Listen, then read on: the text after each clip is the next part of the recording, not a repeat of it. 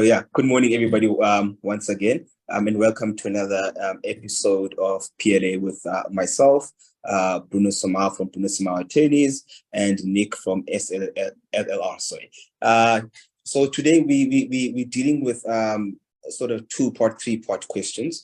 A lot of it is dives a little bit into criminal conduct on premises and what that then gives rises to in terms of lease agreements, landlords, and estate agents.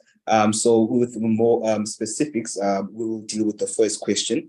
And this one specifically states that, so a client then approaches us and that to state that, hey, there's a tenant that is doing will embark on criminal conduct on the property, and they actually producing crystal meth for themselves and to use for themselves on the property. And obviously the landlord then became aware of this, and they obviously did not take a liking to this. And then the question then I think surrounding that is, can then the landlord then do something about that, whether it's using the lease agreement to sort of bring this up and say, hey, I'm canceling the lease, or the remedy surrounding that to sort of do away with the criminal conduct and hopefully maybe even get the terminated and get the tenant out. Bruno, please just shed some light then with regards to this. Cool. So look, my feeling on this is, number one, you need to look at the lease agreement and you need to look at the applicable legislation. So Nick and I were having a chat about this.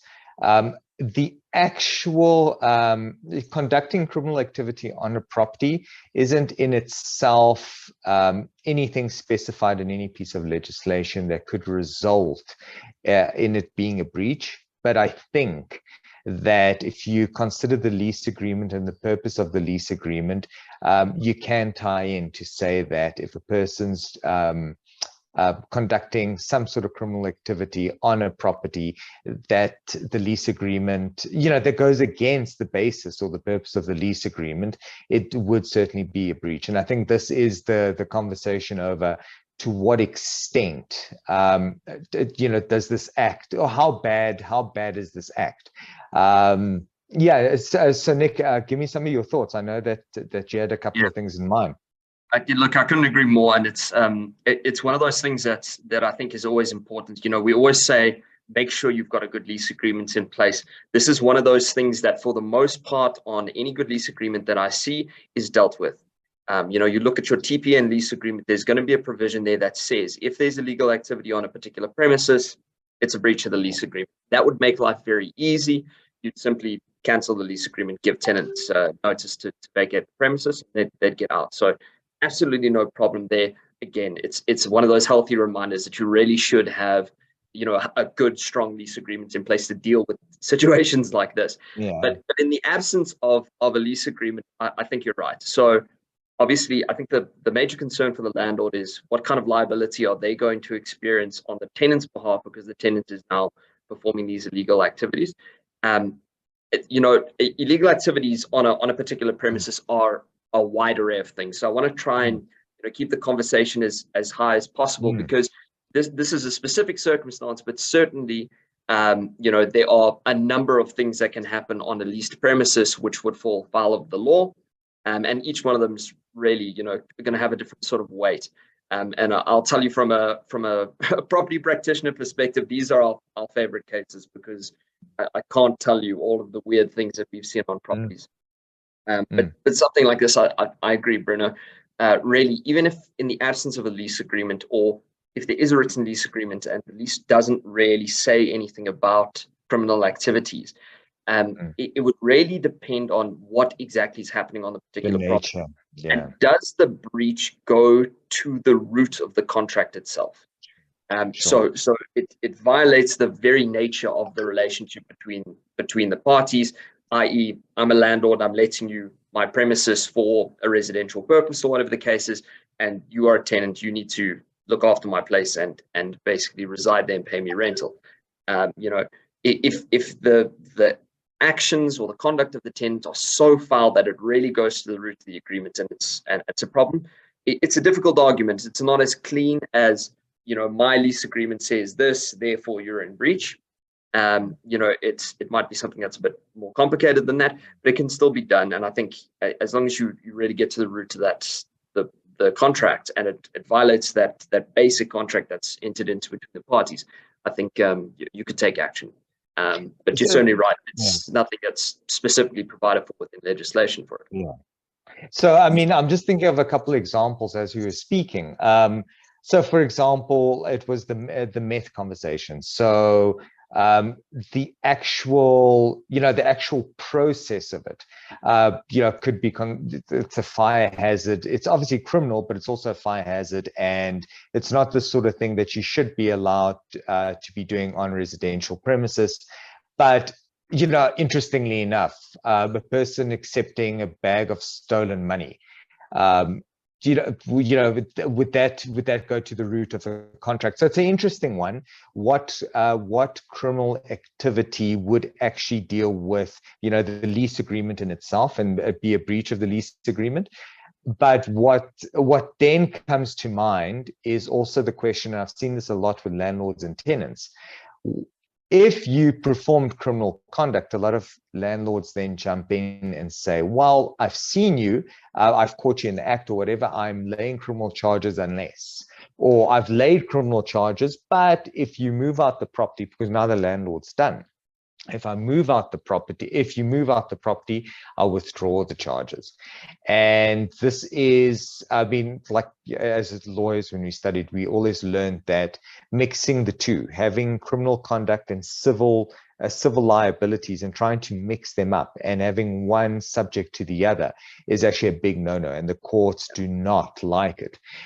So that's also a big warning to landlords to say, listen, don't do that, because if you go to the police station a month later and you lay this criminal charge, the police is going to put pressure on you and they're going to ask, why did you take so long?